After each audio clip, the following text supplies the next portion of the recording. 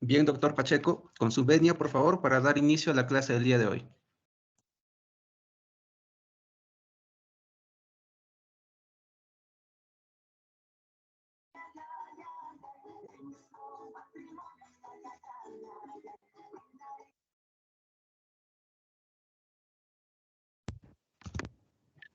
¿Escucharon?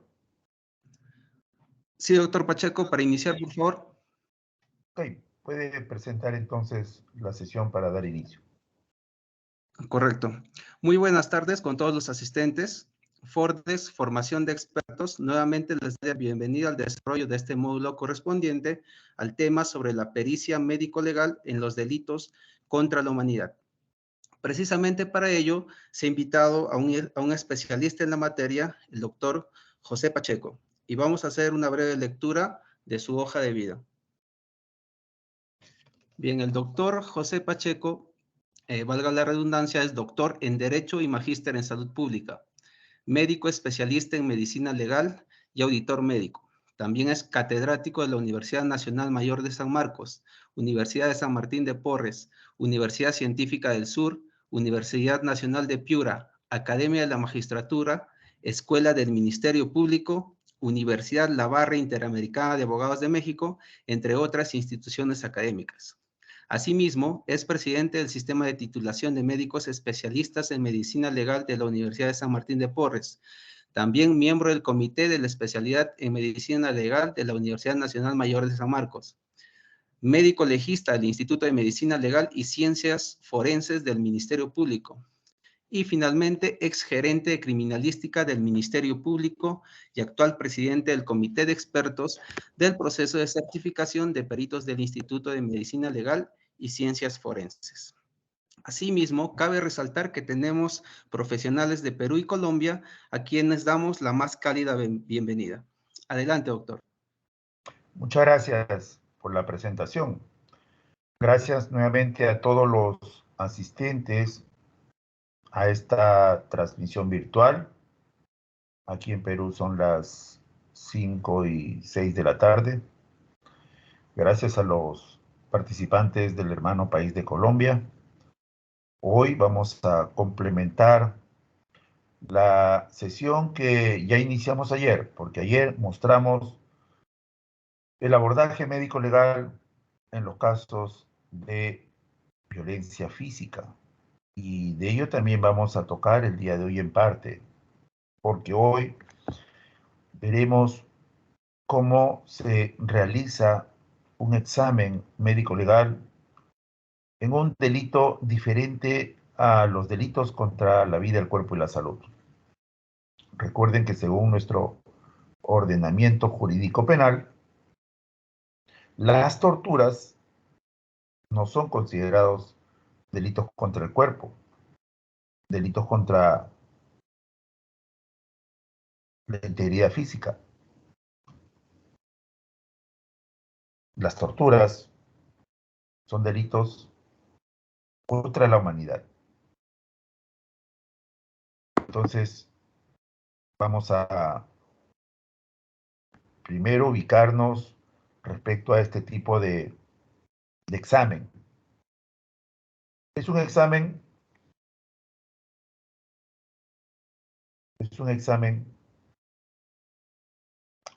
muy diferente al que vimos el día de ayer. Ayer mostramos el examen de lesiones corporales en la investigación de delitos contra el cuerpo y la salud. Hoy vamos a mostrar un examen especial en los delitos contra la humanidad. ¿Por qué? Porque cuando existen torturas, se hace un trabajo multidisciplinario. Quiere decir que para que se tipifique la tortura, no solo hay que ver lesiones, hay que también realizar una evaluación psicológica e incluso psíquica, o sea, mental. Muy diferente a ver solo lesiones, ¿recuerdan? Ayer lo vimos. Pero en mi calidad de médico, pues tengo que mostrarles el día de hoy cómo se evalúan estas lesiones denominadas lesiones por torturas. Hay diferentes formas de torturar a una persona. ¿Pueden observar mi imagen, por favor? Desearía que me confirmen. Son imágenes académicas, por favor, tómenlo así. ¿Observan mi imagen?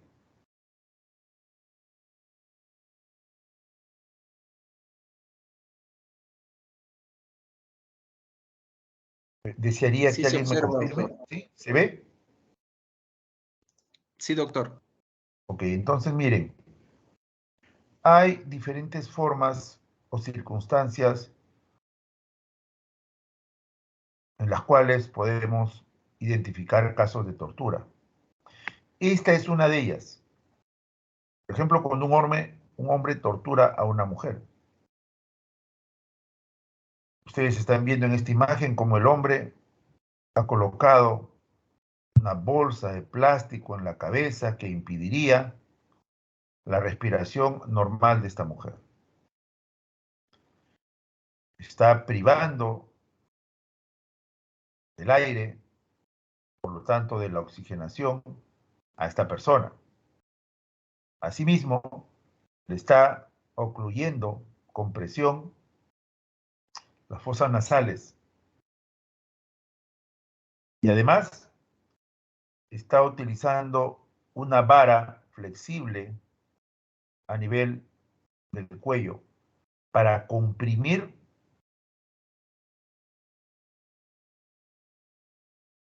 la región cervical e impedir que ingrese aire.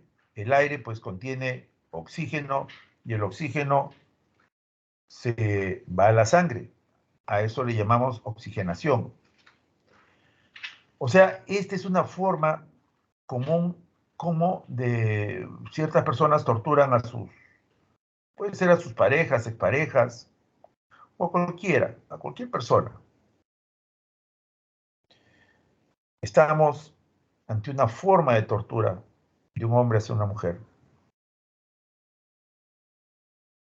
Esta forma de tortura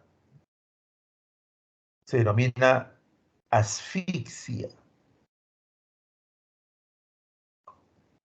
Asfixia. Ustedes ven que hay 3 mecanismos de asfixia.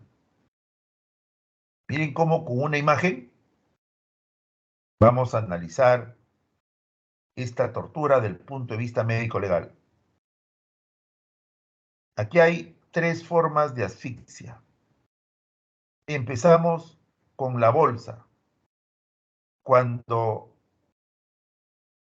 colocan una bolsa a toda la cabeza,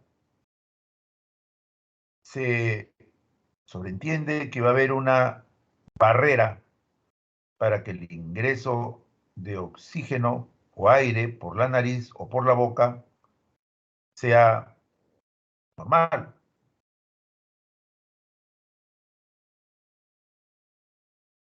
Es como que a un menor de edad, o mejor dicho, voy a ser un poco más extremo, es como que a un recién nacido lo coloquen dentro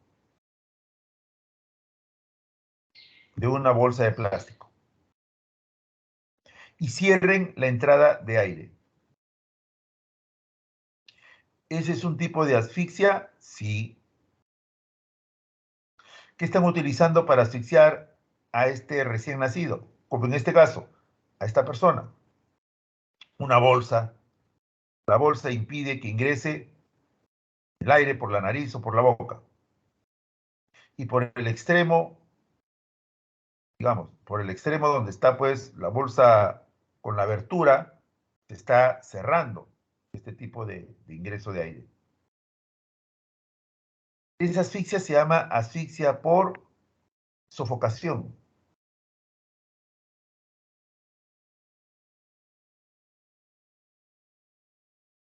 Hay un impedimento de ingreso del aire por las fosas nasales, por la boca, porque se está cerrando la entrada del aire con una bolsa de plástico. También se le llama esto confinamiento, porque se reduce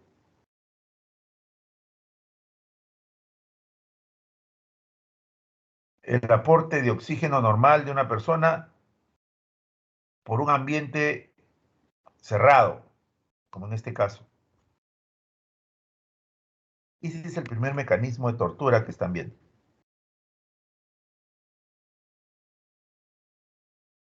Sin embargo,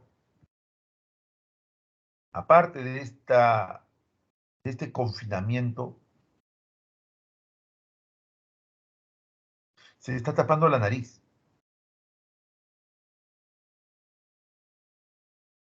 Se está tapando las fosas nasales.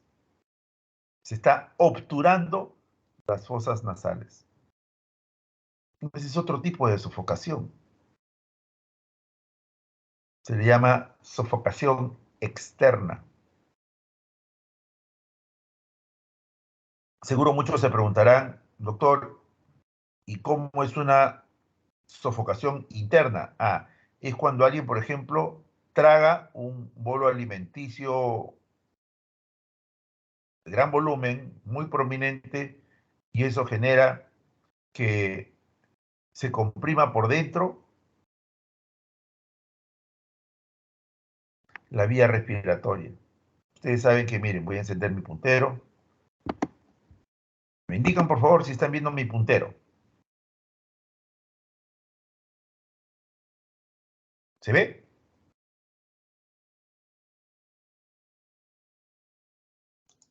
Sí, doctor, sí se alcanza a ver. Un favor, ¿cuántos participantes tenemos? No lo puedo ver porque estoy con la diapositiva extendida. En sala tenemos 7. Ojalá que se motiven a participar porque tal como lo hicimos ayer, vamos a hacer una sesión interactiva con la participación de todos. Creo que es la mejor manera de aprovechar este sistema virtual. Repito, aquí por dentro del cuello tenemos una vía respiratoria, que es la tráquea.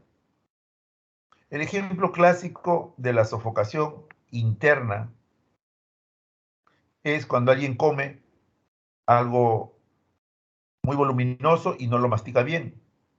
En el Perú a eso se denomina se atoró, se atragantó.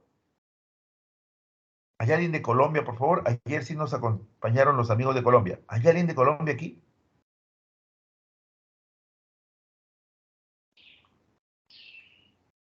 Me gustaría saber cómo lo llaman en Colombia. Aquí, cuando ingresa un alimento duro por las vías respiratorias, la persona siente una falta de respiración. Algunos dicen, me ahogo. Bueno, no es ahogo, ¿no? Ahogo es cuando hay agua. Me ha atorado, dicen. Me ha atragantado. ¿Han escuchado esa forma de expresar de algunas personas cuando comen, por ejemplo, un chicharrón sin masticar bien? El chicharrón o el trozo de carne del cerdo. ¿Sí? A ver, por favor, si pueden activar todo su micrófono. Quisiera conversar como lo hice ayer con ustedes. ¿Han escuchado? Sí, doctor. Muy frecuentemente he escuchado, hasta incluso cuando comen pan. Ajá. ¿Qué dicen, doctor? Me atoré, ¿no? Atragantamiento. Me Me atoré, atraganté, sí. dicen, ¿no? Ajá, sí. Claro. Eso es porque el bolo alimenticio va por el esófago. Y hasta que no pase, con agua incluso, muchos perciben esa sensación de falta de oxígeno. Pero en la sofocación interna, el bolo alimenticio no va por el esófago, se va a la tráquea. La persona se muere.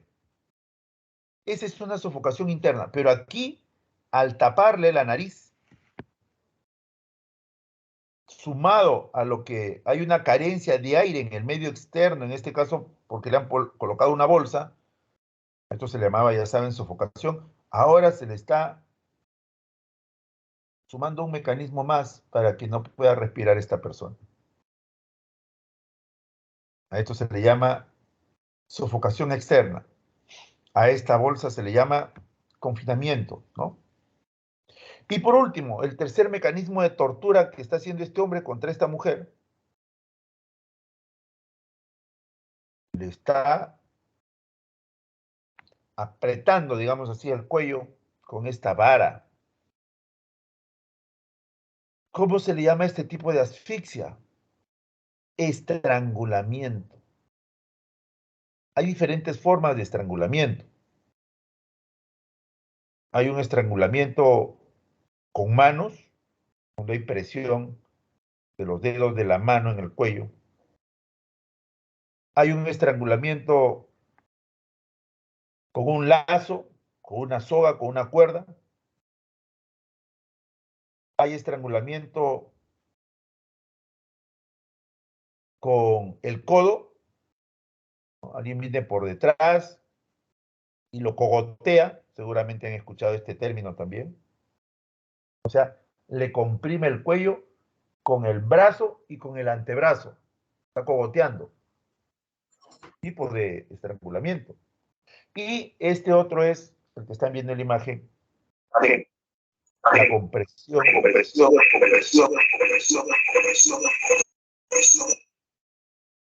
Hola, hola, ¿me escuchan? Parece que había un ruidito por ahí. ¿Se me escucha bien ahora? Correcto, doctor, correcto. Sí, doctor. ¿Sí? ¿Todos se están escuchando? Sí, doctor. Ok. Les decía que aquí en esta imagen, aparte del confinamiento, porque han limitado, han generado una carencia de aire en el entorno de esta mujer, con esta bolsa de plástico, eso se llama confinamiento. Aparte de esta sofocación externa, porque están tapando la nariz, los orificios nasales, hay otro tipo de mecanismo de asfixia, que es esta, mira, la compresión de un objeto flexible a nivel del cuello. ¿Cómo se estará sintiendo esta mujer en este momento? Ya se imaginan cómo se debe estar sintiendo. Entonces, la está torturando. Y cuando el victimario siente que ya se va a desvanecer la persona, le saca la vara, le saca la mano de la nariz y le saca la bolsa. Y la mujer empieza, o cualquier persona que está sometido a este tipo de tortura, empieza a sentir un gran alivio. Y una vez que se está recuperando, nuevamente le pone la bolsa, nuevamente le tapa la nariz, las fosas nasales, y nuevamente le comprime el cuello con esta vara. Y así la va a tener hasta que dé la clave de sus tarjetas de crédito. O obtenga algún tipo de información. O lo haga por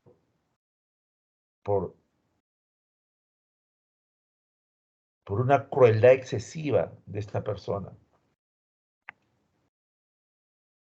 Eso es lo que estudia la medicina legal. ¿Ven que no son lesiones como las que vimos anoche? Digamos, no son lesiones como las equimosis, como las escoriaciones, como las tumefacciones, como los hematomas que vimos anoche. Aquí hay otros mecanismos de producción de lesiones corporales. ¿Por qué? Porque no estamos investigando un delito contra el cuerpo y la salud. Estamos investigando un delito contra la humanidad. ¿Por qué? Porque el delito es el de torturas.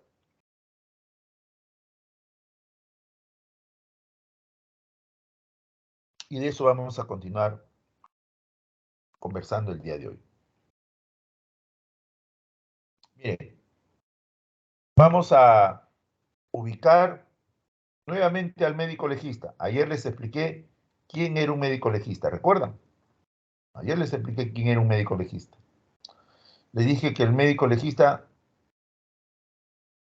labora en el Instituto de Medicina Legal y Ciencias Forenses del Perú, que en nuestro país es parte o pertenece orgánicamente al Ministerio Público.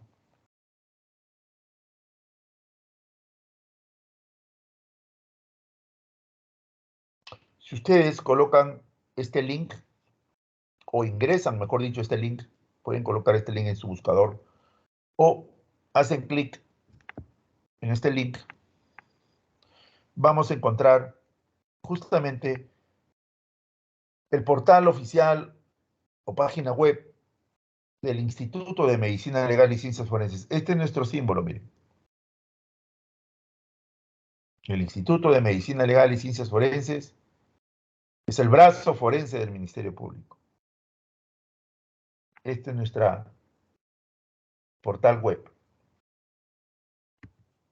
¿Quiénes trabajamos en el Instituto de Medicina Legal? Pues diferentes profesionales, ya sea de las ciencias de la salud o de las ciencias sociales.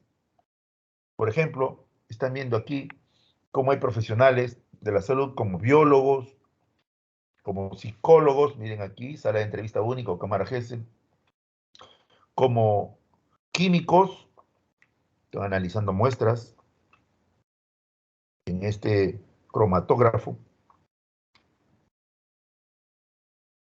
biólogos, patólogos, tecnólogos médicos, pero también hay antropólogos. Los antropólogos no son profesionales en nuestro país de la salud, de las ciencias de la salud, sino son profesionales de las ciencias sociales, arqueólogos y médicos. Entre médicos tenemos médicos legistas y psiquiatras.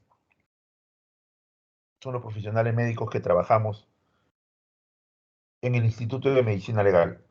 Yo los invito a que puedan ingresar a esta página web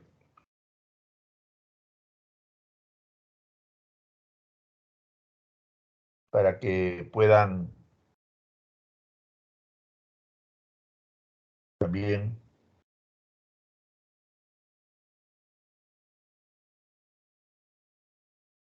conocer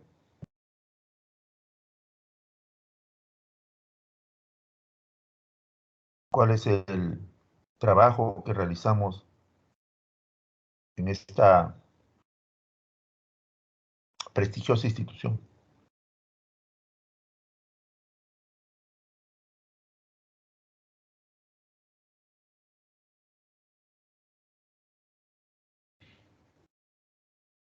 También podemos ver en esta web, en una de sus ventanas, a esta unidad. Quiero que se fijen en esta unidad. Es la unidad clínico forense. Así como hay una unidad, miren, clínico forense, hay una unidad de tanatología forense. En la unidad clínico forense se examinan a personas. En la unidad de tanatología forense se examinan a cadáveres. Los médicos legistas examinamos a personas que refieren ser víctimas de delitos y a cadáveres, producto de delitos o muertes violentas, o muertes que son motivo de una investigación.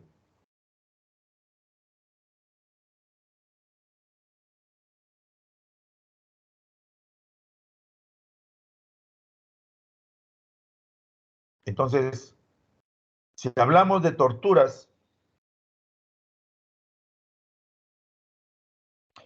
estas personas, ¿dónde serán examinadas? La respuesta la tienen ustedes. En la unidad clínico forense, porque una persona no la vamos a llevar a la morgue, ¿no? No, en la morgue se examinan cadáveres, no personas. Si una persona refiere ser víctima de torturas, denuncia el hecho, nos solicitan a los médicos legistas hacer el examen. ¿Dónde lo hacemos? Pues aquí, en la unidad clínico forense. Entenderán que cuando hay un caso de torturas hay todo un protocolo de atención. Hay una evaluación médica, pero también hay una evaluación psicológica y psiquiátrica. Es todo un conjunto de exámenes que se hacen. Yo voy a hablar solo de lo médico. Entenderán por qué. Por mi profesión. Sobre todo porque la clase de hoy es titulada La pericia médico-legal en los casos de tortura, en los casos de delitos contra la humanidad.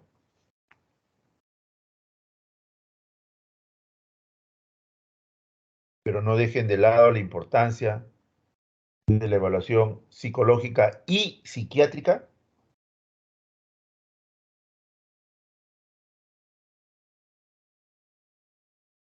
en estos casos. Hay todo un protocolo ya establecido. Hay todo un protocolo ya establecido.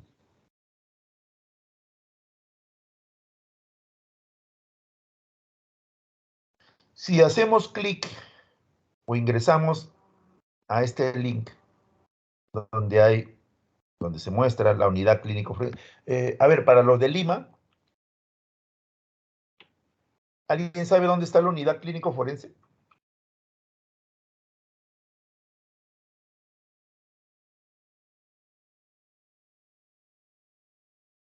¿Alguien sabe? A ver, para los que son de Lima.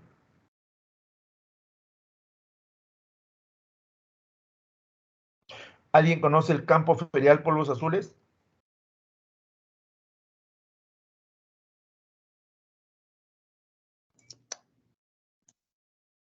¿Sí? ¿Alguien conoce ya el campo ferial Polvos Azules? Sí, doctor.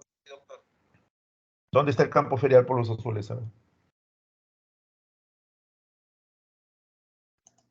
Cerca del Está en la Parque de avenida, Exposición. está en la avenida Paseo de la República y avenida Raimondi.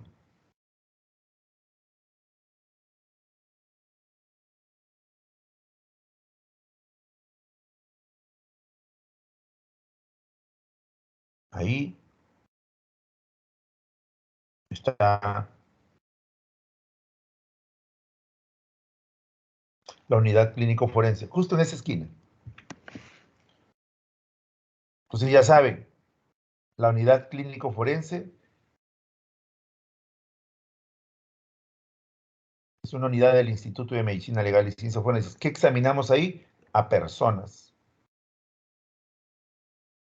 ¿Pueden llegar personas que refieren ser víctimas de violencia física? Sí. ¿Violencia sexual? Sí.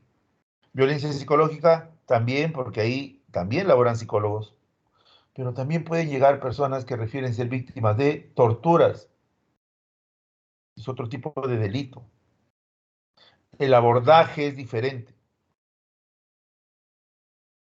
El abordaje es diferente.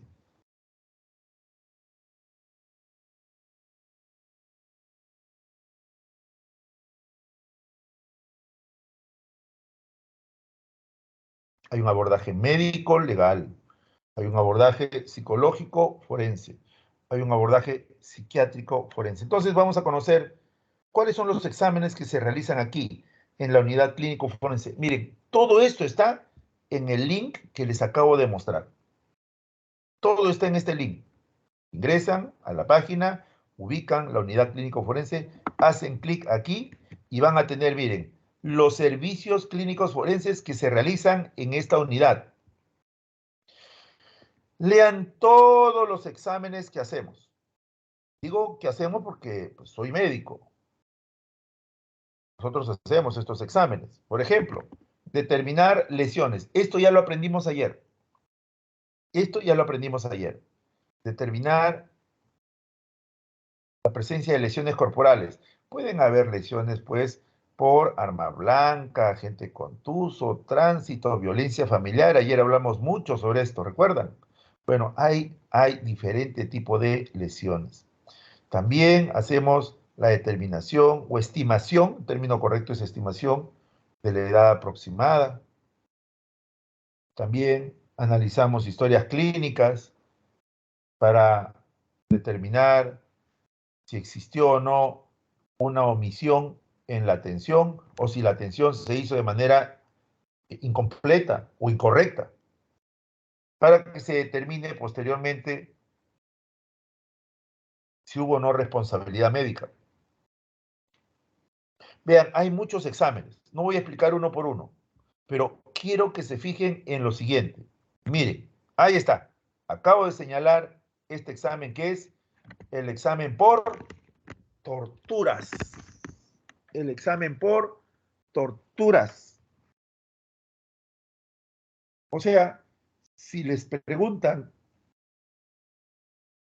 dónde se realizan exámenes a personas que refieren haber sido víctimas de torturas, que es un delito contra la humanidad, pues usted tiene que contestar.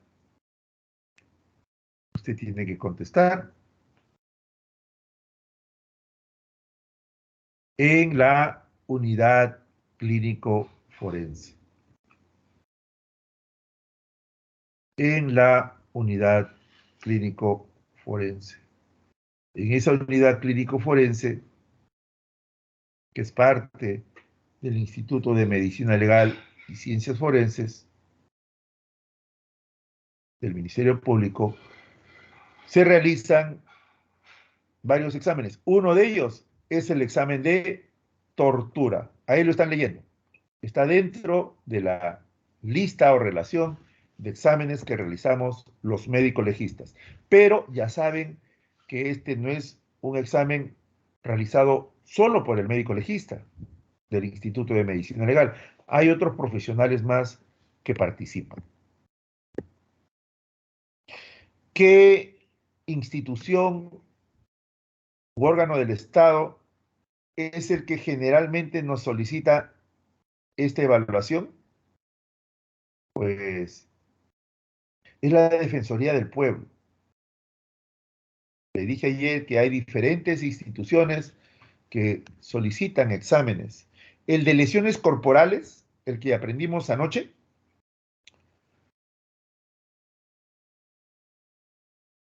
es solicitado por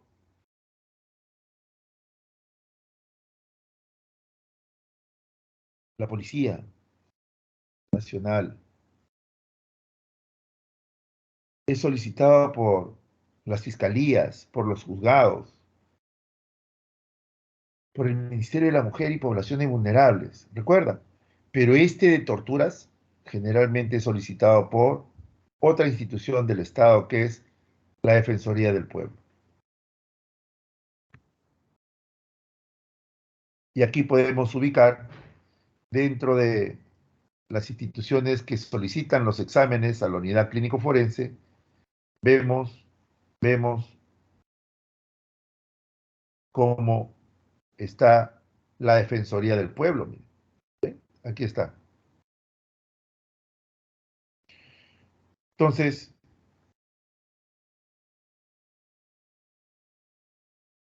en base a esto, los médicos legistas, pues, vamos a examinar.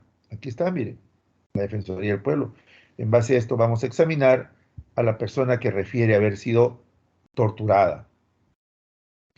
Al igual que ayer, es necesario tener en cuenta esta guía.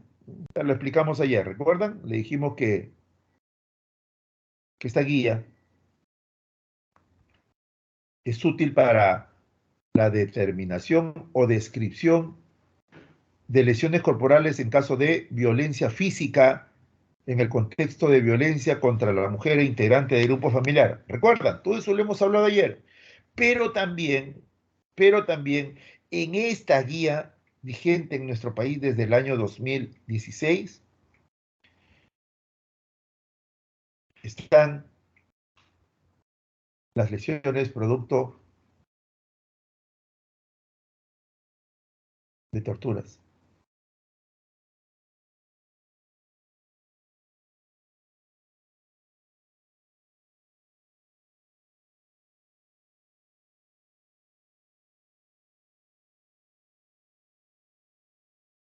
Cuando tengamos a la vista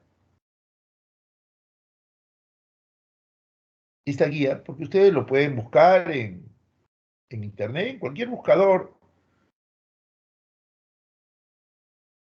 web, coloquen ustedes Guía médico legal de valoración integral de lesiones corporales. Lo pueden descargar. Es un documento público, ¿eh? Tengo ya casi 5 años o 6 difundiendo, podríamos decir, por semana, el cómo se debe interpretar esta guía.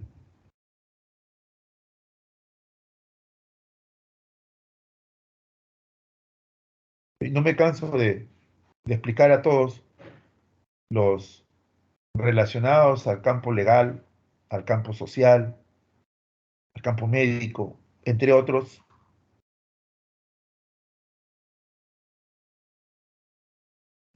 No me canso de explicarles, pues, cómo se deben valorar las lesiones. Ayer ya les hablé, en esa hora y media de trabajo, ya les hablé de las lesiones por violencia física. Hoy les voy a hablar de las lesiones por torturas. En esta guía también está.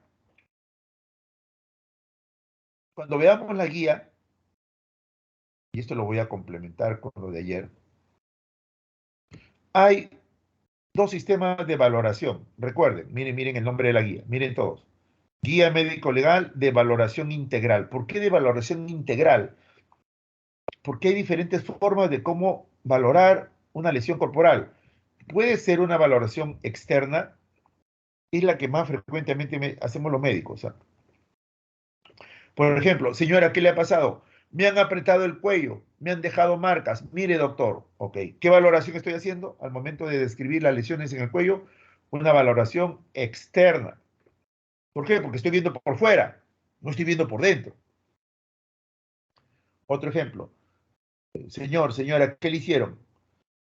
Me tiraron un golpe en la nariz. Creo que me han roto la nariz. Ah, muy bien. Yo veo por fuera, valoración externa, sí, efectivamente está incrementado de volumen, está morado,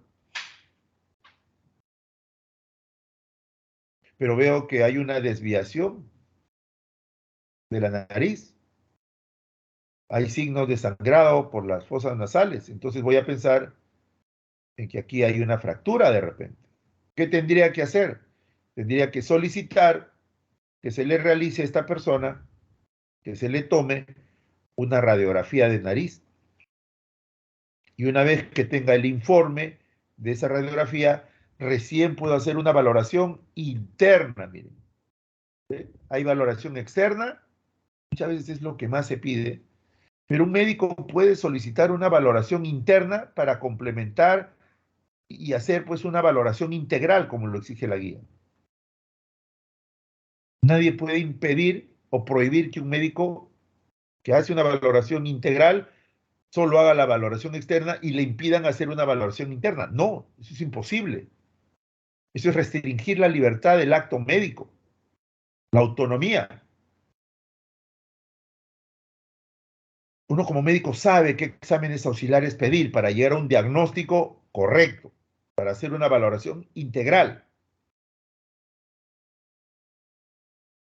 Ese es un tipo de valoración, externa e interna.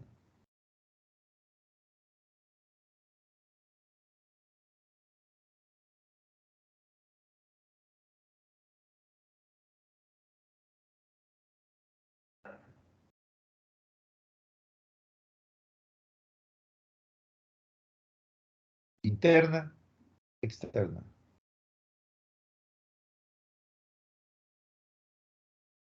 Pero también, mire, hay una valoración numérica.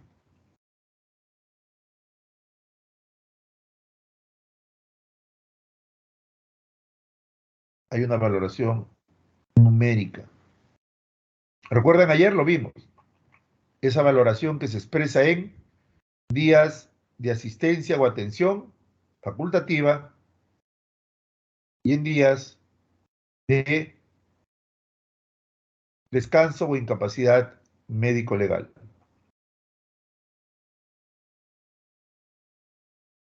Es diferente. Ahora, a esto se le puede sumar otra valoración, no numérica, o sea, que no se exprese en número de días, sino puede sumarse la valoración cualitativa. ¿Qué quiere decir valoración cualitativa? Que el médico va a concluir su evaluación indicando lo siguiente. Por ejemplo, que la persona estuvo en peligro inminente respecto a su vida. Las lesiones ocasionadas, como en este caso, ¿vieron ustedes hace un momento el ejemplo que les pasé?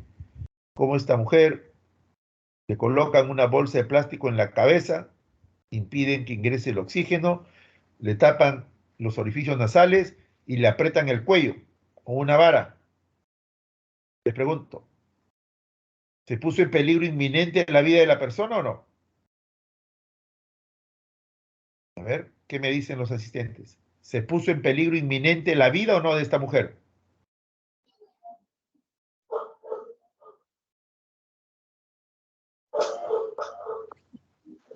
¿Sí o no?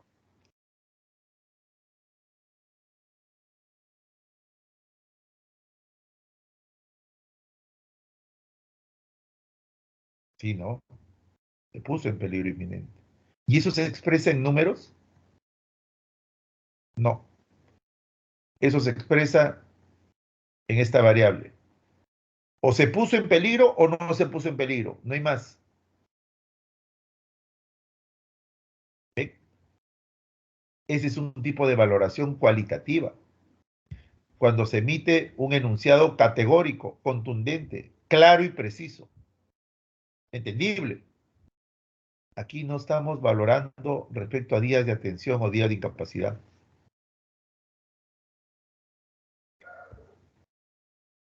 Miren, si abrimos nuestra guía,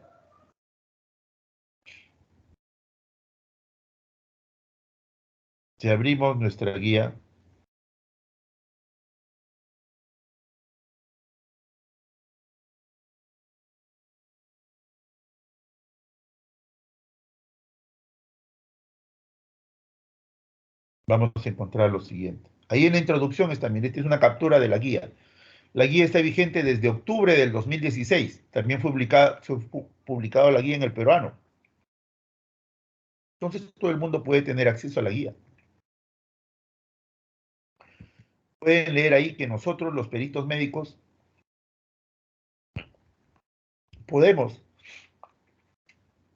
determinar en nuestro informe pericial si la persona, como pueden aquí leer, estuvo en peligro, su vida sobre todo. ¿Qué tipo de valoración es?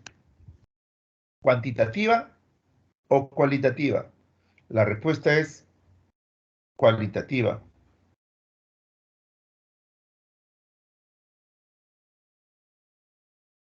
La respuesta es cualitativa. Y como les dije ayer, esta guía está dirigida a los médicos legistas, pero también, miren lo que dice aquí, a todos los otros médicos a nivel nacional que realizan actividades periciales, ¿no? Lo conversamos ayer. No es solo útil para nosotros los médicos legistas ya saben, ¿no? Conocemos muy bien esta guía. No nos es ajena la guía. Todo el contenido es de uso frecuente en su aplicación por parte de los médicos, legistas. Pero ya saben, en otros lugares donde no hay médico legista, me refiero, en otros lugares, por ejemplo, los lugares alejados a las ciudades, habrán médicos que van a utilizar esta guía para ese examen. Entonces, siguiendo con el contenido de esta guía, aquí les he subrayado, lo he resaltado. ¿Qué hacer en los casos de tortura? Miren, cuando un médico legista examina a una persona, coloca los datos generales de cuándo se realizó el examen, fecha y hora, en qué lugar, etc. Pero como les dije ayer, no podríamos realizar una evaluación médico-legal si es que antes no solicitamos información del hecho. O sea, tenemos que decir a la persona, al examinado o al peritado, son sinónimos, qué es lo que sucedió. Señor, señora, ¿qué pasó?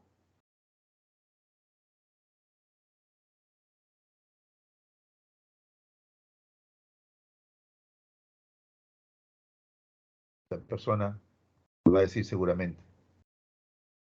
Doctor, me han torturado. Doctor, me han hecho esto, me han hecho lo otro. Doctor, no solamente me han golpeado, me han violado 5 personas, me taparon los ojos. Han ejercido una extrema crueldad conmigo, doctor. Entonces uno tiene que prender las circulinas o encender la alarma, porque este no es cualquier caso. Este es un caso de torturas. Pueden torturar a una persona que esté intervenida en un establecimiento penitenciario, que esté ahí. Sí.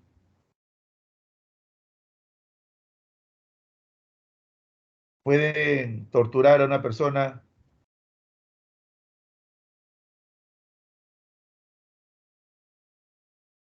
que haya sido detenida y esté en una comisaría. ¿Han escuchado o no?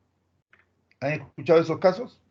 ¿Pueden torturar a un detenido o no? Sí, ¿no?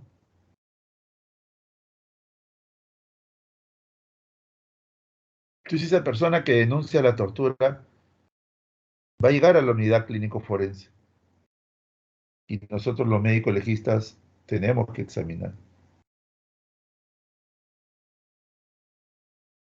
Tenemos que examinar.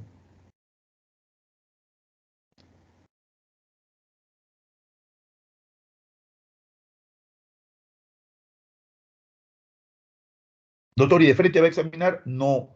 Primero tengo que obtener información del hecho. ¿Y a quién le vamos a preguntar? A él. Señor, cuénteme, ¿cómo ha sido esto? ¿Y por qué hacemos eso? Porque somos médicos. Los médicos no solo examinamos la piel, el cuerpo, primero hacemos preguntas. ¿Recuerdan ustedes el día de ayer? ¿Qué les dije? Les dije, recuerden, estimados asistentes, cuando han ido a un hospital, a una clínica, a un consultorio externo. ¿Qué hace el médico? ¿De frente lo examina o primero le hace preguntas? ¿Qué dijeron todos? Doctor, primero nos hace preguntas, ya. Ese conjunto de preguntas médicas que hacemos previo al examen corporal o examen clínico, a eso se le llama, mira por aquí, anamnesis o relato de los hechos. Eso también se realiza cuando es un caso de tortura. ¿Dónde está esto? En la guía que en su momento expliqué.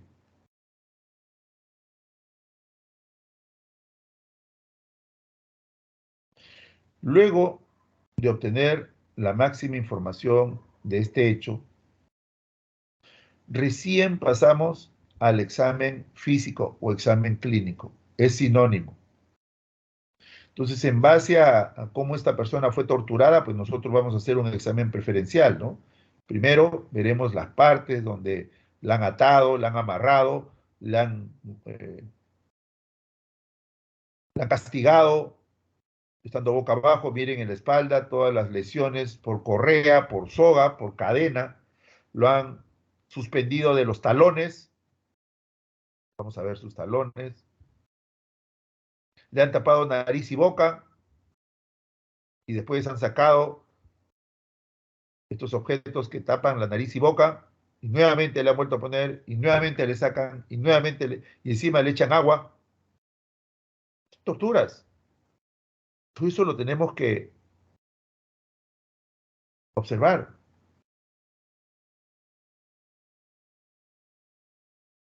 Ese es el examen clínico forense. Ya saben que el Ministerio Público, desde el año 1998, aprueba un protocolo para el reconocimiento médico legal en los casos de lesiones por tortura, pero también muerte por tortura. No vamos a hablar el día de hoy de muertes por tortura, vamos a hablar de lesiones por tortura, porque es el tema asignado. Doctor, una consulta sobre la diapositiva anterior. Dígame. Usted mencionó análisis o relato de los hechos. Yo tengo entendido de que también hay una guía donde se evalúa, del Ministerio Público, donde se evalúa lesiones en el imputado, lesiones físicas en el imputado, en delitos de agresión, delitos sexuales, ¿no? Entonces, mi consulta es, en el consentimiento informado, donde firma el imputado, refiere un párrafo que la firma de ese consentimiento informado no implica renuncia a ninguno de sus derechos legales. ¿A qué se refiere ese párrafo? Gracias. Bueno, quien firma el consentimiento informado no es el imputado, ¿ah? Es la supuesta víctima, porque en ella se está haciendo el examen. O sea, no hacemos el examen en el torturador, por supuesto torturador, sino en la supuesta víctima de tortura. ¿Sí me Yo me entendió? refería a que hay una guía en el Ministerio Público que en esa guía indica los procedimientos para evaluar lesiones, pero a los agresores. O sea, No, existe no. esa guía. Sí, existe esa guía. Es una guía médica del Ministerio Público. ¿Usted estuvo en la clase de ayer? En la clase de ayer no. Ah, bueno. Ayer explicamos todo eso. Explicamos justamente la guía. Seguramente se refiere a la guía de valoración de lesiones corporales. Sí, para el caso de Esa la agresores. explicamos ayer. ¿Ya? Y en esa guía, doctor, cuando en el consentimiento informado se menciona la firma de este consentimiento no implica una renuncia a derechos legales. ¿A qué se refiere eso en caso de los agresores? Nunca he leído eso en un consentimiento informado que esté aquí en la guía. ¿Por qué? Porque la guía nos muestra un formato de consentimiento informado que va a ser presentado por el médico. Y el médico no ve temas legales. Por eso le pregunté si había estado en la clase de ayer. Ayer justamente tocamos ese tema. Hay formatos de consentimientos informados. ¿Qué es un consentimiento informado? Es un documento en el cual el médico va a primero explicar en qué consiste el examen. Me está hablando del detenido, ¿no? Sí, del agresor. Okay, del detenido, porque esa persona ha sido detenida, supongo. Sí. Entonces, uno le explica a la persona en qué consiste el examen, la persona tiene que entender. Y una vez que entiende en qué consiste el examen, el médico le va a decir, ¿usted autoriza la realización del examen que acaba de entender? Él puede decir sí, él puede decir no. Si es que dice no, vamos a sacar el documento que se llama consentimiento informado y él tiene que poner no deseo el examen. Y si dice sí, también le saco el mismo documento donde va a poner sí deseo el examen. Él firma y pone su impresión. Y como testigo, si es una persona detenida, está el efectivo policial. Entonces, en ese acto, el consentimiento informado en el Perú es un acto jurídico donde el imputado da acceso a bienes tutelados, bienes jurídicos tutelados. Entonces, si el médico le brinda información sobre temas que no conoce o no está calificado, por ejemplo, los derechos legales del imputado, entonces es un hecho de que ese consentimiento es inválido, no es pleno, porque el médico no está calificado en derecho. De igual manera, un abogado debería estar calificado en temas médicos y entender que para un médico el consentimiento informado es un papel, es un documento. Por eso, vuelvo a repetir la importancia de haber asistido ayer, ¿no? Ayer les dije que un médico jamás, cuando examina, va a emitir un juicio de valor legal. ¿Por qué? Porque un médico lo que tiene que hacer como médico es, antes de examinar, explicar en qué consiste el examen con términos sencillos. Si la persona no lo entiende, no es por culpa de la persona, es por culpa del médico que no se dejó entender. Una vez que el médico confirma que la persona ha entendido, le va a preguntar, entonces, señor, ¿desea, autoriza, nos da el consentimiento para que le haga el examen? ¿Qué tiene que decir? No, no quiero. O puede decir, sí, autorizo. Ok, saco el papel. Para nosotros, los médicos, el consentimiento informado es un documento. Doctor, ¿y dónde dice que es un documento? En la guía que enseñé ayer, pues. Ayer lo enseñé. ¿Recuerdan? En la guía está consentimiento informado. Desde el punto de vista médico es un documento que lleva 2 firmas. De la persona que entendió lo que se le explicó y autoriza el examen, de la persona que va a hacer el examen. Y podemos llamar a un testigo como un efectivo policial para que también firme el consentimiento informado. Un médico no le va a explicar, pues, qué derechos tiene la persona o no. ¿Por qué? Porque eso no está en el formato del consentimiento informado del médico. Un médico no le va a decir, mire, señor, de acuerdo al artículo tal de la... No, pues, no. Eso no es un consentimiento informado. Yo sugiero que una revisen última... el formato del consentimiento informado que está en la guía. Ahí Y una en última... ninguna parte se hace mención sobre que hay que explicarle los artículos de la Constitución o de cualquier otra norma jurídica a la persona. No, uno tiene que cumplir como médico en explicarle en qué consiste el examen. Y lo tiene que entender. Puede negarse como puede autorizar. En este examen que hacemos en los casos de tortura, ya pasando a la clase de hoy, también algunos me preguntan, doctor, quiero saber cuál es la guía que se aplica para los casos de tortura. ¿Ustedes tienen una guía de los casos de tortura? Sí, mira, desde el año 1998 tenemos un protocolo para el examen médico legal en personas que refieren a haber sido víctimas de tortura. Yo no lo voy a aplicar pues a una persona que ha torturado, ¿no? Eso no es así. Yo no lo aplico para al que ha torturado, al que está imputado o denunciado.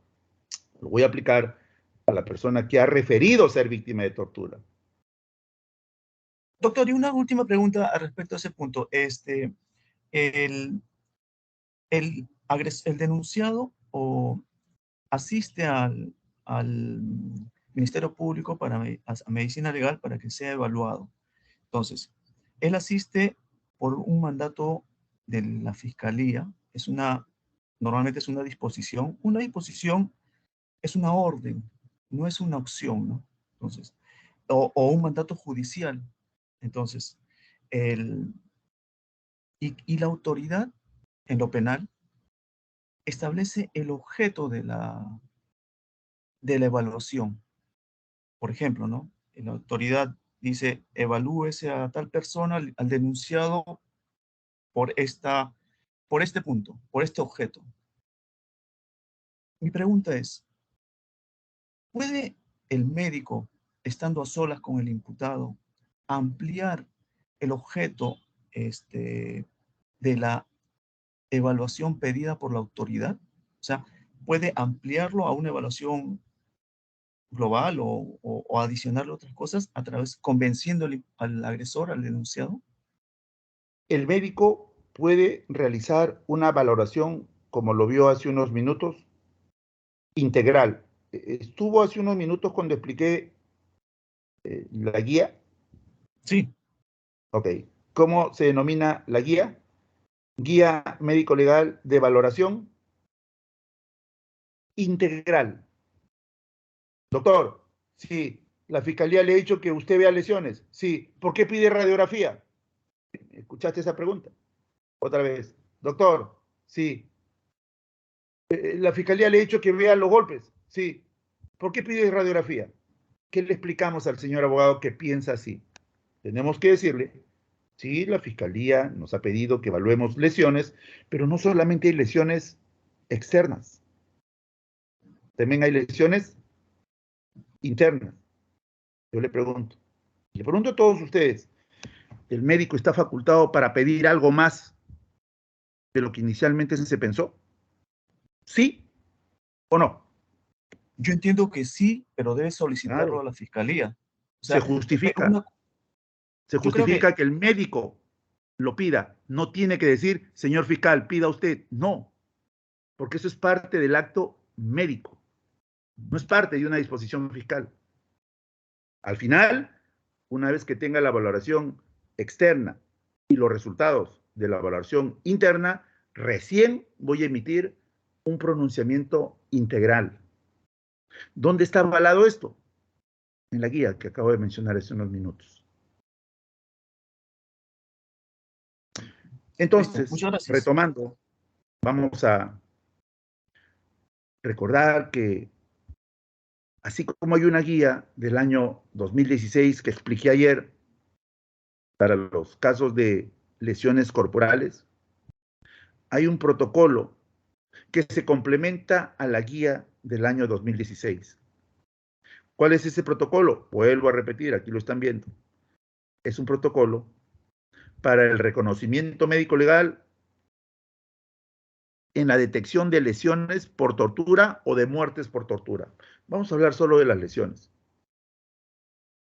Y este protocolo también se complementa con otro más, con otro documento publicado en el Diario El Peruano, donde se hace una precisión sobre las preguntas que el médico tiene que hacer en personas sometidas a este tipo de torturas. Por ejemplo, el médico va a preguntar, y eso está aprobado desde el año 2000.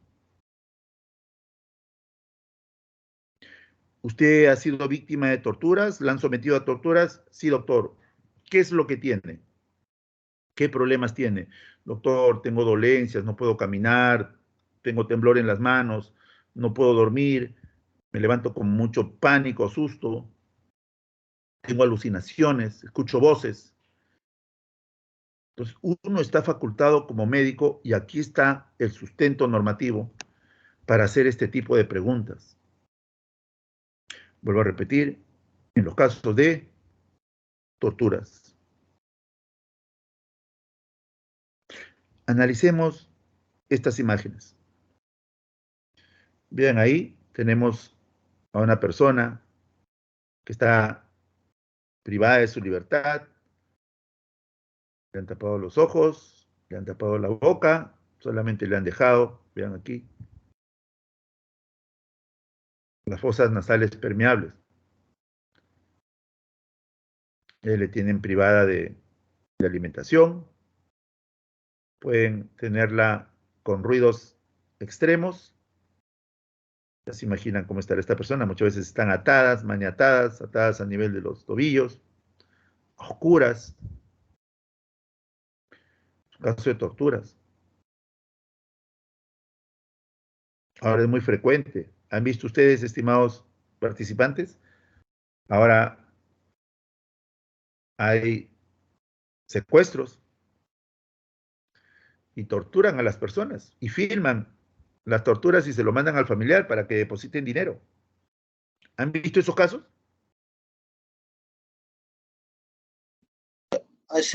Sí, doctor, hace último en Lima, San Juan, creo que ha sido. Ajá. Y han visto que la policía muchas veces identifica el lugar donde está la persona torturada y las libera. Así es, sí, doctor.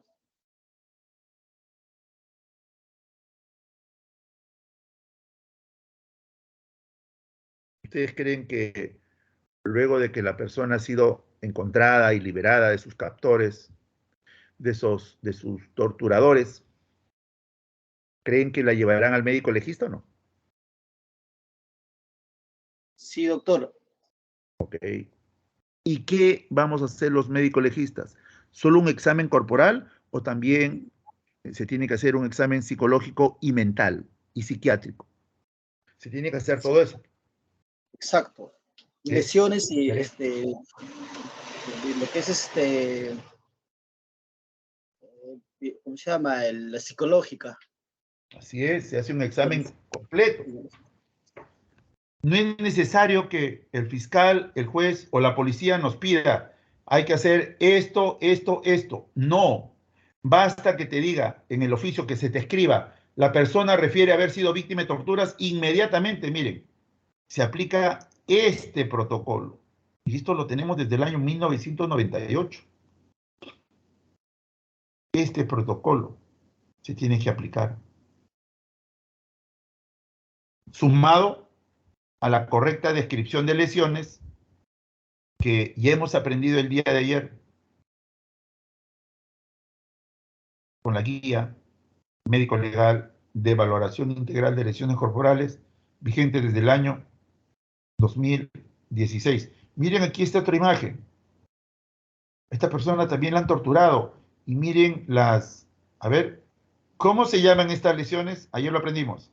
¿Cómo se llaman estos moretones lineales? Mira, múltiples que tiene aquí en la espalda. ¿Cómo se llaman? ¿Cómo se les llama a los moretones? Ayer lo vimos. Creo que estoy de repente haciendo una pregunta no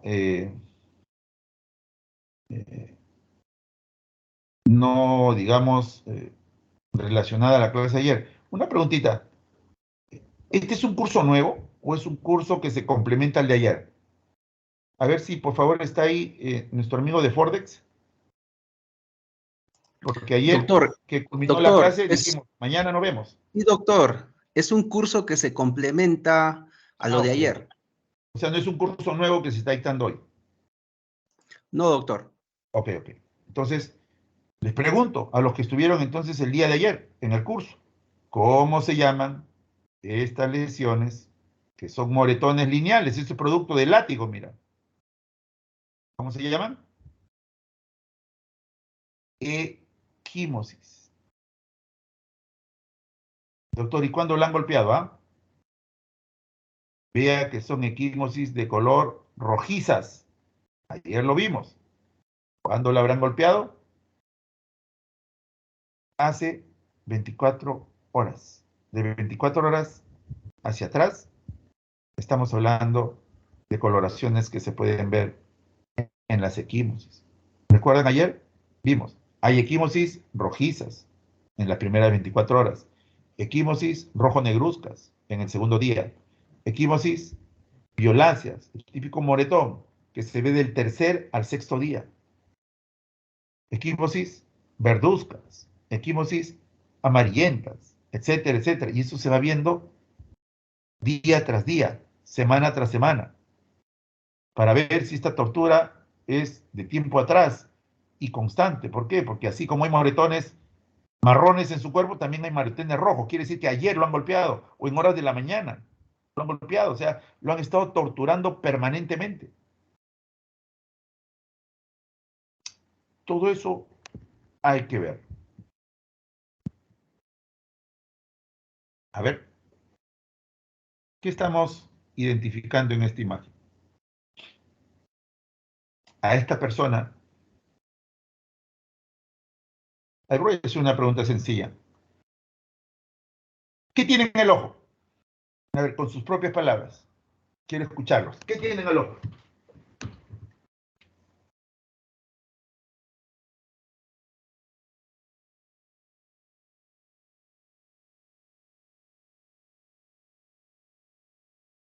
Sangre.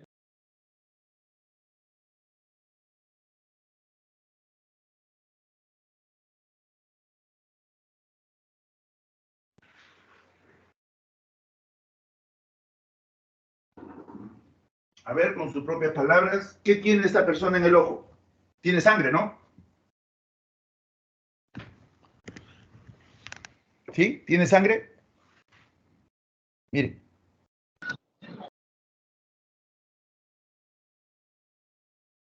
Espero que me estén escuchando. De repente estoy dictando la clase y no me escuchan. Sí, doctor, se le escucha. ¿Se escucha? A ver, ¿qué tiene en el ojo? Pues, contéstenme. ¿Qué ven en el Sangre. ojo? Sangre. ¿Y por qué tiene sangre? Hemorragia. Porque le entró una piedrita y se raspó el ojo. Porque tiene hipertensión arterial y se le subió la presión arterial y se rompió un vaso sanguíneo. O porque lo golpearon.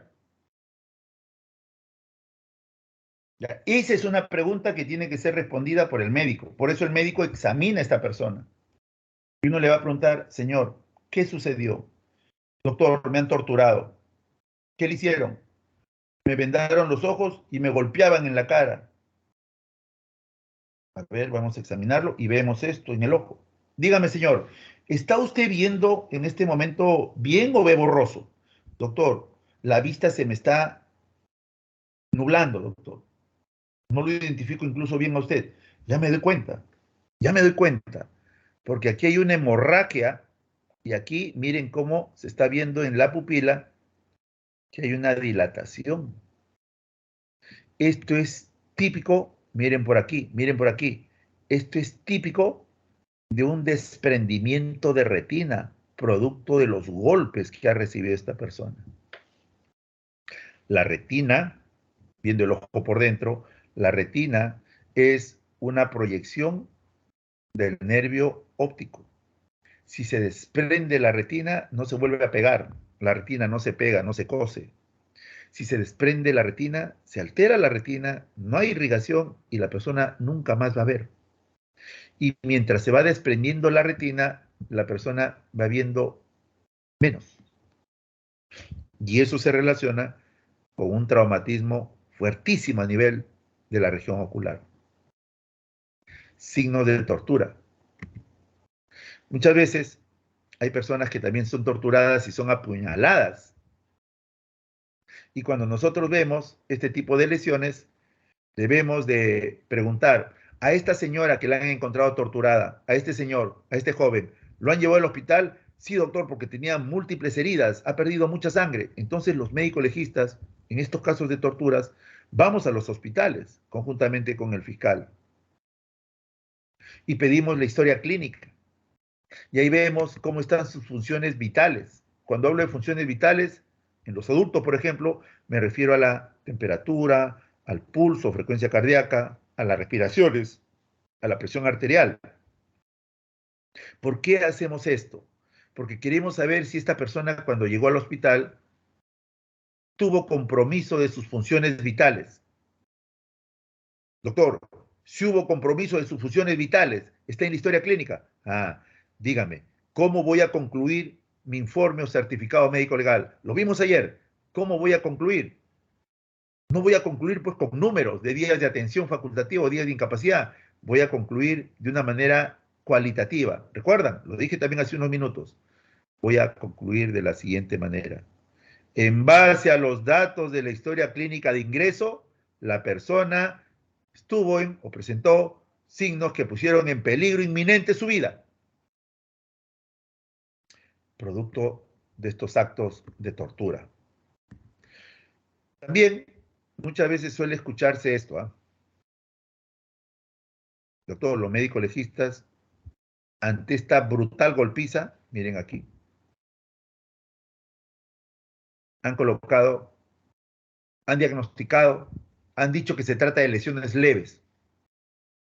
Bueno, yo invitaría a ese abogado o a esa persona que ha dicho eso a que me muestre el certificado médico legal y me diga en qué parte dice lesiones leves. No, doctor, pero no dice lesiones leves, sino que ha puesto una numeración que luego lo han tipificado como lesiones leves. ¿Así? Eso no es así. Recuerden, uno solo tipifica la lesión de ese momento. Uno cuantifica la lesión, me refiero, de ese momento. Colocamos los días de atención, los días de incapacidad en el momento del examen. La persona se puede complicar, se puede agravar más adelante. Se tendrá que hacer una nueva reevaluación. Además, nosotros no colocamos si es un caso de lesión leve o lesión grave. Nosotros solamente describimos la lesión, como están viendo aquí, miren, este también es parte de nuestra guía, describimos la lesión y determinamos los días de asistencia y los días de incapacidad, como aprendieron ustedes ayer. Eso en la parte cuantitativa, pero en la parte cualitativa, ¿qué vamos a poner? Lo que está aquí, mira. A esta persona la han torturado y le han cortado un dedo. Le han torturado y le han cortado parte de la oreja. Le han ocasionado una desfiguración de la cara. Le han echado agua hervida a la cara mientras lo están torturando. Eso no se cuantifica. Eso se coloca como lesiones que han mutilado o que han causado una invalidez o una anomalía, de repente, digamos, psíquica permanente, o le han ocasionado una desfiguración. Para eso no hay número. Para eso basta colocar el resultado de nuestra evaluación. Y este es uno de los diagnósticos que siempre ponemos cuando nos los piden. Son lesiones que han puesto en peligro inminente la vida de la persona. Y como Doctor, una pueden leer pregunta. en la parte inferior, como pueden leer en la parte inferior de la guía, ¿qué dice? No es competencia del médico la tipificación jurídica. Por eso que me sorprende cuando alguien diga que el médico legista puso que son lesiones leves. Dígame, ayer lo vimos, ¿ah? Lesiones leves no son delitos contra el cuerpo y la salud, no están en el artículo 122. Yo les pregunto, ¿el médico tiene que concluir si son lesiones leves? No, no. ¿El médico tiene que concluir si son lesiones graves? No. ¿El médico legista tiene que concluir si son lesiones que constituyen tentativa de feminicidio? No. ¿El médico legista tiene que concluir que son lesiones por tentativa de violación sexual? No. No. ¿Por qué? Porque no es competencia del médico la tipificación jurídica de las lesiones. Entonces, ¿qué cosa es el médico, doctor? Ya te enseñé ayer. ¿Recuerdas en el certificado médico legal? Certificar lo que vemos. Certificamos las lesiones, colocamos los días de atención, los días de incapacidad, punto final, firma, se le entrega a quien ha solicitado la pericia. Esa persona que ha solicitado la pericia tendrá que presentar este documento o puede generar una convicción de que hay un delito, eso depende de él, porque hay personas que no le genera la convicción de que hay un delito, pero es trabajo de él y ellos lo presentarán pues a las instancias jurisdiccionales del caso, ¿no? Nuestro trabajo acaba solo con certificar una lesión. La interpretación que le dé el que recibe el certificado es responsabilidad de ese que recibe el certificado, no del que lo hace. Porque quien lo hace está prohibido de emitir un juicio de valor legal o una tipificación jurídica. Nunca se olviden de eso. Es algo parecido a lo siguiente. Doctor, usted ya examinó al señor que lo han torturado, ¿no? Bueno, yo he examinado a una persona que refiere que ha sido víctima de violencia física. Sí, pues doctor, el que dice que lo han torturado. Sí, ya lo examiné. Doctor, ¿ya tiene el resultado del examen? Sí, acá está. Doctor, pero acá no dice que el señor es víctima de torturas. No dice que es víctima de delitos de tortura, doctor. Pregunta. Un médico legista va a colocar en su conclusión o diagnóstico final que la persona es víctima de delitos de tortura o delitos contra la humanidad. ¿Lo va a hacer? ¿O no lo debería hacer?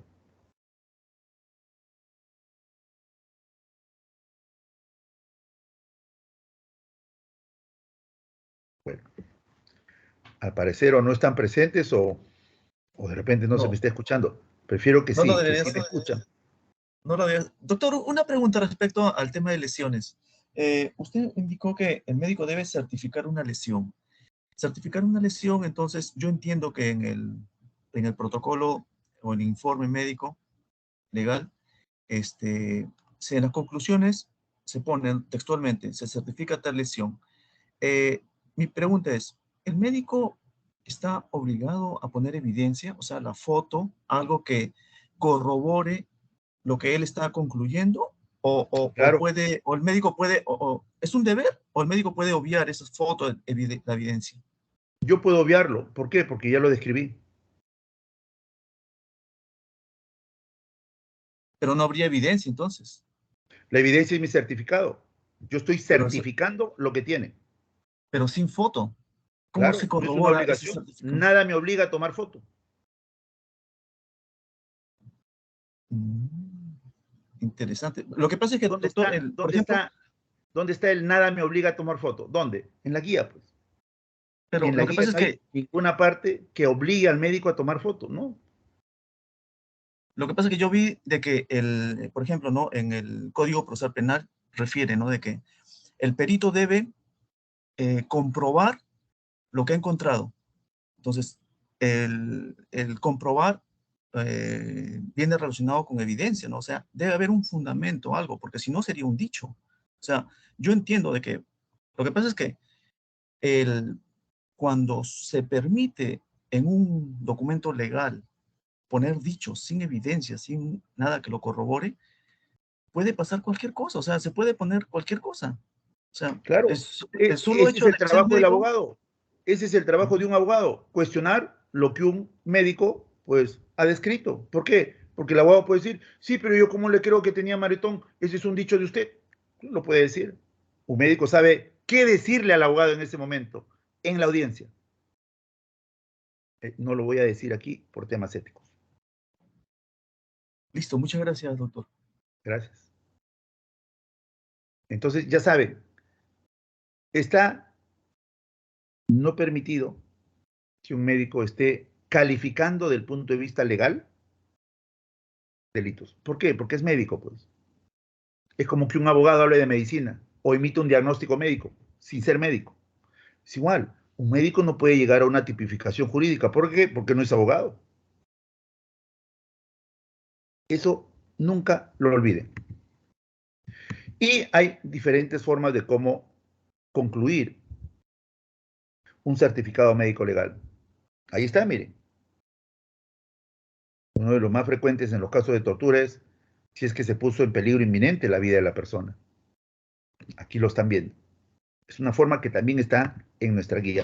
Y miren qué completa es nuestra guía, porque ahí en esta guía médico-legal están todas las lesiones, miren por aquí, todas las lesiones que ponen en peligro inminente la vida. O sea, si hay una lesión que no está aquí, esa no puso en peligro inminente. Doctor, dime, ¿le golpearon la nariz? Sí. ¿Salió sangre? Sí, ya vi. ¿Le tomaron una radiografía? Así es. ¿Salió una fractura en nariz? Sí, ya lo veo. Doctor, ¿esa es una lesión que puso en peligro inminente para la vida? Según nuestra guía, no.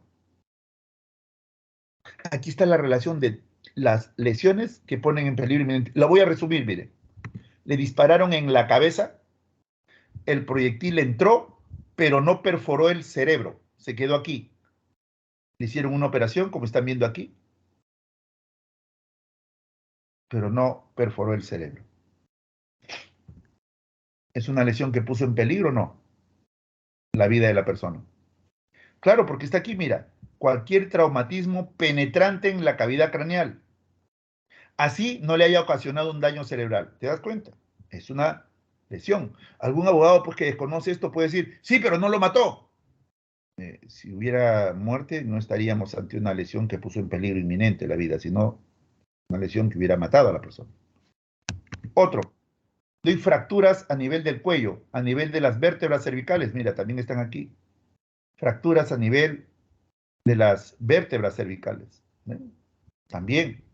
Igual aquí, miren, cuando hay heridas penetrantes en tórax, en abdomen, sin que haya perforado el corazón, pues, ¿no? Sin que haya de repente perforado el pulmón. Todo esto está aquí. Y sigue la relación de las lesiones que se valoran como lesiones que han puesto en peligro inminente la vida de la persona. Cuando se utilizan lesiones como esta, ¿no? Se ocasionan lesiones como esta con armas punzocortantes o punzocortantes penetrantes que hayan lacerado una parte importante del cuerpo, el pulmón, todo eso, que haya ocasionado un shock hipovolémico, un sangrado abundante, todo eso está aquí. Bien, suelen verse en los temas de torturas quemaduras. Hay diferentes tipos de quemadura, como esta, que es de primer grado, cuando la piel está roja, eso se llama eritema. Como esta, es una quemadura de segundo grado, cuando hay ampolla. Como esta que está aquí, que es una quemadura de tercer grado. Mira, ha llegado hasta el músculo. Y también hay que valorar la extensión en porcentajes de las quemaduras. Eso se ve mucho en torturas. Y aquí están las quemaduras según su porcentaje. ¿Ven? Miren aquí las diferentes quemaduras. No es lo mismo solo quemadura de cuero cabelludo que la quemadura de tórax, abdomen y pelvis, ¿no? Son quemaduras de tercer grado. Igual, quemaduras de tercer grado, que han puesto incluso en peligro inminente la vida. ¿Por qué? Porque la persona no puede respirar. Han quemado incluso vías respiratorias. Mire, esta persona está en UCI. Todo eso hay que tener en consideración. Igual, hay quemaduras eléctricas. Hay personas que torturan ocasionando electricidad. Miren, son quemaduras eléctricas y eso uno lo ve en la práctica médico-legal. Eso también se valora. Y por último vamos a mostrar estas lesiones muy frecuentes en los casos de tortura cuando hay fracturas. Cuando hay fracturas. ¿Ven? Ahí tiene una fractura de cráneo. Entenderán por qué se produce una fractura de cráneo, por un golpe fuerte. Miren aquí, otro tipo de fracturas, incluso con incrustación de armas punzocortantes. Son fotos reales, ¿ah? Hay fracturas también de huesos largos, como el fémur. El fémur está en el muslo. Ayer les dije que es muslo y que es pierna. Pierna es lo que está debajo de la rodilla. Hay diferentes tipos, pues imagínense, ¿no? Una persona, imagínate que la lancen por las escaleras, porque lo están torturando, está maniatado. O sea, le amarran las muñecas, le amarran los tobillos y lo lanza por las escaleras. Miren lo que puede presentar. Una fractura expuesta de fémur. Eso es lo que vemos. La persona no ha muerto, ¿ah? Está herida. Y la encontramos así, sangrando. Tenemos que hacer esta valoración. Igual, hay fracturas de muñeca, hay fracturas de miembro superior, hay atricciones, muchas veces le tiran con martillo encima de las manos para torturarlos. Otros, como les dije, les mutilan miembros y les mandan eso incluso en sobre o en caja a la familia. Los dedos de la persona, la oreja de la persona. Y antes de eso, toman la foto o lo filman. Ahora están haciendo eso muchas personas. Son fotos reales. También, en el caso de torturas, suelen haber lesiones a nivel genital. O sea, cuando hay violación sexual, se hace el examen del IBEN y se aprecian las lesiones como tal. Otros casos de tortura, miren, en recién nacidos.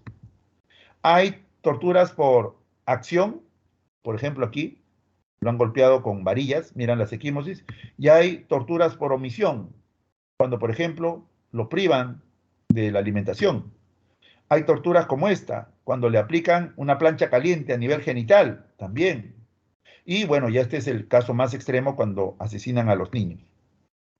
A nivel mundial, este es de Colombia, y ustedes lo saben, por eso es que justo lo conseguí, porque hay participantes de Colombia. Hay guías especiales para las investigaciones en torturas u otros tratos o penas crueles, inhumanos y degradantes. Esta guía es una guía específica que tiene Colombia. Como ustedes ven, miren, aquí participa la parte médica, o sea, la parte clínica, la parte odontológica, la parte de patología, psiquiatría, psicología. Al igual que en Perú, esto es un enfoque multidisciplinario, siempre respetando el protocolo universal en los casos de tortura. Hay dos protocolos, el protocolo de Estambul y el protocolo de Minnesota. En esos dos protocolos nosotros podemos guiarnos de cómo hacer este tipo de evaluación. En otros países también tenemos este tipo de guías sobre exámenes especializados, ¿eh? Siempre en base al protocolo de Estambul. Esto es para uso médico. Examen físico médico de víctimas de tortura. Aquí nos muestran las diferentes lesiones que son parecidas a las que yo he mostrado hace un momento. Hay guías prácticas de evaluación médico-forense para los malos tratos o maltratos y torturas. Son guías que todo profesional médico tiene que considerarlos en su evaluación. Y para no extenderme en tiempo, disculpen que me haya pasado el tiempo que ya había programado, pero siempre es bueno responder algunas preguntas. Con esto vamos a dar por concluida nuestra sesión. Y si hay preguntas, por favor, adelante.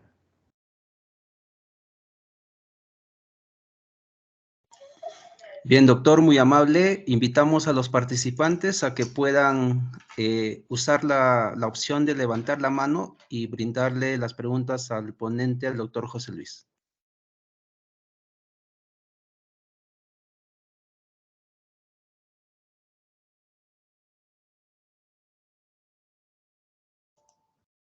Adelante, doctor Hernán Narezo. Buenas tardes, doctor. Excelente ponencia. Tenía una pregunta. Usted mencionó el protocolo de Estambul. Ahora, el año 2022, salió la última versión, ¿no? Donde se indica de que el consentimiento informado es un proceso continuo. No es solamente una hoja que se firma y después pasa a segundo plano. O sea, es inclusive es un proceso que abarca desde el inicio de la evaluación, el intermedio, hasta el final, ¿no? Entonces, mi pregunta es, ¿cuáles son los elementos de la información que se debe dar a la persona para que el consentimiento sea pleno? Desde el punto de vista médico, hay que explicarle el procedimiento médico como tal. El procedimiento médico. Más de esa respuesta no médica no podría brindarla porque no soy psicólogo ni psiquiatra. Pero si en calidad de médico tengo que explicarle, le tengo que explicar a la persona que va a hacer un examen corporal completo, por ejemplo. Muchas personas llegan y dicen, doctor, pero solamente tengo lesiones en la pierna. Igual tengo que explicarle que esta persona tiene que ingresar, no voy a hacer el examen solo, lo voy a hacer con un asistente, la persona va a estar ahí, voy a describir todas las lesiones desde la cabeza hasta los pies, siempre y cuando esta persona me autorice. Ahora, muchas veces también en personas de sexo femenino tengo que explicarle que esta evaluación se va a complementar con un examen de integridad sexual, siempre y cuando esta persona lo autorice. Pero ese es el fundamento básico, explicarle en qué consiste la evaluación. Y la persona tiene que entenderlo. Vuelvo a repetir, si es que no lo entiende, no es porque la persona no logre entender completamente términos médicos, sino porque el médico no lo explicó bien. Ahora, y una última pregunta para terminar. En el Perú, el marco legal del consentimiento informado en el área médica está regido por la Ley General de Salud y sus modificatorias. La Ley General de Salud establece que en los casos de alto riesgo, o los casos de riesgo, ¿no?, para el evaluado, la información que se le brinda debe constar por escrito. Entonces, sucede de que eso no se cumple en el Perú. O sea, por ejemplo, ¿no?, en el ámbito penal, el agresor es citado por la autoridad por un mandato judicial o una orden fiscal, acude en medicina legal y la información que firma el consentimiento, el consentimiento informado que firma no incluye de manera expresa los riesgos que corre la persona. Entonces, mi pregunta es, ¿este tipo de documentos que no cumplen con lo que establece la ley y no brindan una información plena, son válidos? El consentimiento informado que usted hace mención en la Ley General de Salud es para una atención, para una evaluación asistencial. Cuando uno explica los riesgos reales o potenciales es cuando uno, por ejemplo, va a operar. Nosotros a nivel médico legal no hacemos labor asistencial, hacemos una labor forense, pericial, muy diferente. Ahí no se aplica eso. Nosotros no vamos a explicar riesgos potenciales o reales o complicaciones de nuestra evaluación porque nosotros no estamos haciendo acto sanitario, acto de salud. Estamos haciendo un acto pericial. Listo, muchas gracias, doctor. Gracias. Bien, si algún otro participante tiene una pregunta.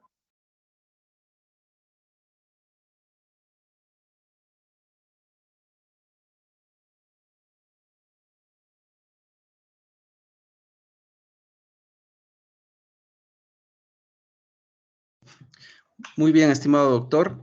Muchísimas gracias por la excelente ponencia, por las respuestas. también al doctor Narezo por la consulta realizada. Le damos pase al doctor José Luis para que pueda cerrar la conferencia magistral y quizás brindarnos una breve reflexión sobre el tema desarrollado. Muchas gracias. Gracias a la institución Fordex por haber tocado estos temas médico-legales que estoy seguro que van a complementar su formación académica. Han sido 2 días de jornadas virtuales. El día de ayer hemos visto la importancia de la medicina legal en el reconocimiento de lesiones corporales en los casos de violencia física en el entorno de la violencia contra los integrantes del grupo familiar. Y hoy hemos visto parte de la evaluación, y digo parte porque ustedes entenderán que esta evaluación en casos de tortura es multidisciplinaria. Parte porque hemos solo mencionado cómo es la evaluación a nivel médico. Muchas gracias a todos y nos vemos en una próxima oportunidad. Muy buenas tardes. Muchísimas gracias, doctor. Le agradecemos. Muy buenas noches. Muchas gracias, doctor. Buenas noches.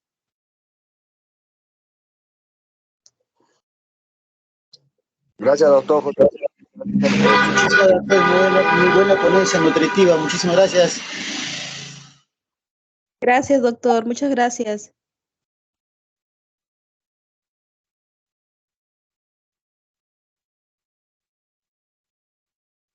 Gracias, buenas noches.